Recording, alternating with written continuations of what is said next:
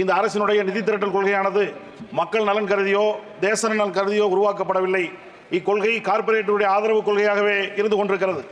இந்த 10 ஆண்டு கால நரேந்திர மோடி அவருடைய ஆட்சியிலே வரி வருவாயின் முதலிடத்தில் இருந்த கார்ப்பரேட் வரியை 3வது இடத்திற்கு தள்ளிய பெருமை அம்மையார் நிர்மலா சீதாராமன் அவர்களே சாரும் என்பதை இந்த நேரத்தில் நான் தெரிவித்துக் கொள்ள கடமைப்பட்டிருக்கிறேன். பெரும்பகுதியான ஜிஎஸ்டி வரியை செலுத்தக்கூடியவர்களாக இந்தியாவினுடைய ஏழை எளிய மக்களே இருக்கிறார்கள் என்பதை இந்த நேரத்தில் நான் கவனப்படுத்த விரும்புகிறேன். இந்த நாட்டு மக்களுடைய கருத்துக்களை தான் நீங்கள் ஏற்றுக்கொள்ளவில்லை. 235 நாடாளுமன்ற உறுப்பினருடைய கருத்துக்களையும் நீங்கள் ஏற்றுக்கொள்ளவில்லை. சொந்த கட்சியினுடைய மூத்த அமைச்சர் சொல்லிய கருத்தை கூட நீங்கள் ஏற்றுக்கொள்ளவில்லை என்று சொன்னால் நீங்கள் யாருக்கான ஆட்சி நடத்துகிறீர்கள் என்று நாங்கள் கேட்க விரும்புகிறோம். உங்களுடைய எஜமான யார் என்பதை நீங்கள் இதிலிருந்தே காட்டியிருக்கிறீர்கள். தெலுங்கு தேசம் கட்சியும் ஐக்கிய ஜனதா தளமும் பாஜகவுடைய ஆட்சியை இந்த நாடாளுமன்ற கோவிலுக்குள்ளே கொண்டு வந்து சேர்த்திருக்கிறார்கள். இது தற்காலிகமானதுதான். இந்த உங்களுடைய நாட்கள் எண்ணப்படுகிறது. ஆகவே உங்களுடைய கொள்கை ஏழைகளுக்கான கொள்கைகளாக மாற்றப்படவில்லை என்று சொன்னால் இந்திய நாட்டு மக்கள் மன்னிக்க மாட்டார்கள்.